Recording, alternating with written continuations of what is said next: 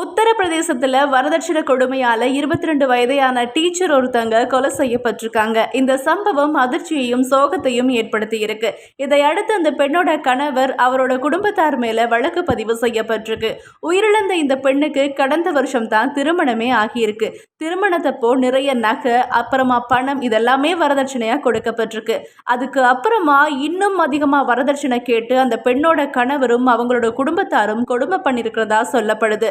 நிலைமை இப்படி இருக்கும் போதுதான் கடந்த ஆகஸ்ட் 12ஆம் தேதி வரதட்சணையா கேட்ட தொகையை உடனடியாக தரணும்னு சொல்லி அவரோட கணவரும் குடும்பத்தாரும் வற்புறுத்தி வலுக்கட்டாயமா அவங்கள ஆசிட் குடிக்க வச்சிருக்காங்க. இதுல படுகாயமடைஞ்ச அந்த பொண்ணு உயிருக்கு ஆபத்தான நிலையில வைத்தியசாலையில அனுமதிக்கப்பட்டிருக்காங்க.